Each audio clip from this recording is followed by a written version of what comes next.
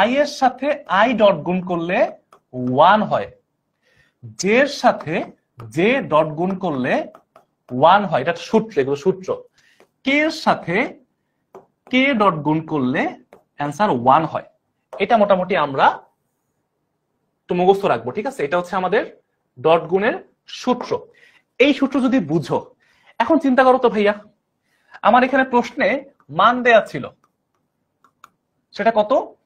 3i - 2j + 4k, 3i - 2j + 4k, এবং b এর value দেয়া ছিল 2i + 2j - 4k, 2i + 2j - 4k। এটা হচ্ছে আমার মোটামুটি মান দেয়া ছিল, ঠিক আছে?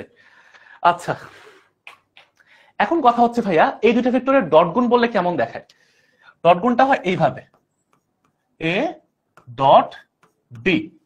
এখন এখানে এই পুরো ভেক্টরটাকে এখানে লেখো, এই ভেক্টরটার জায়গায় পুরো ভেক্টরটাকে লেখো একবারে।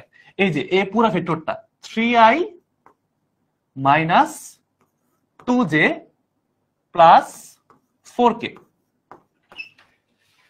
2j, হ্যাঁ। আর এই ভেক্টরটা লিখলাম, পাশাপাশি এইখানে বি ভেক্টরটাকে লিখলাম 2i + 2j - 4k। দেখো, আমরা কিন্তু ভাইয়া এটাকে, এটা হচ্ছে পুরাটা কি ভাইয়া?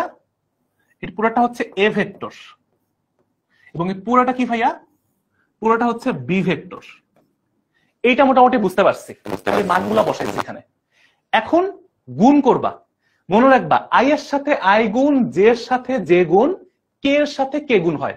ডট গুণের নিয়ম কি ভাইয়া? আই এর সাথে আই, আই এর সাথে আই গুণ হয়, অনলি, শুধুমাত্র আই এর সাথে আই গুণ, জে সহগের সাথে বা জে এর সাথে জে গুণ হয়, এবং কে এর সাথে কে গুণ হয়, কে এর সাথে কে গুণ। জিনিসটা কেমন এইখানে দেখো, তাহলে বুঝতে পারবা। এখানে দেখো, এই যে 3i আর 2i, 3i আর 2i গুণ হবে, বাকি সব পরে।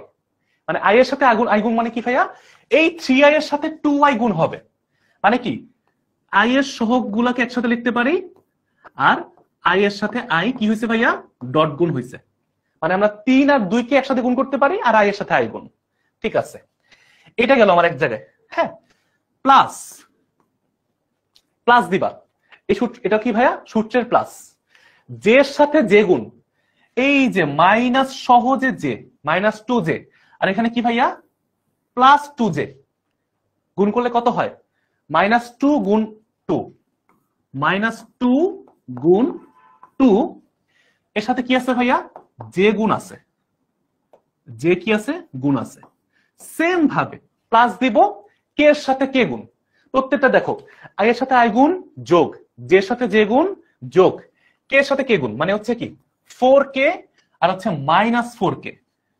তার মানে যোগ করে কি হয়? 4 গুণ -4। এইটাকে কি করবো আমরা? লিখতে পারি পাশে কে।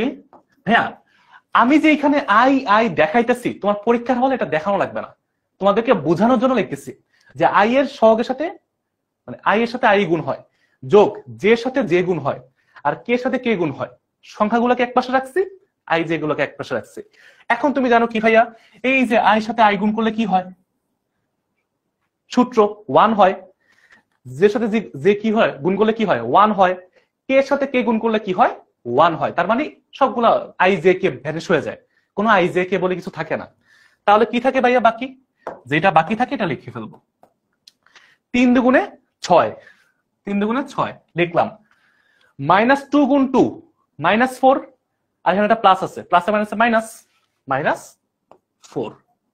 আর এখানে দেখো -4 ইন্টু +4 -16, বাইরে একটা প্লাস আছে, প্লাসে মাইনাসে মাইনাস, -16। তার মানে আমার দেখো ভাইয়া এখানে কিন্তু দুটো ভেক্টর রাশি ছিল, এ একটা ভেক্টর রাশি, বি একটা ভেক্টর রাশি।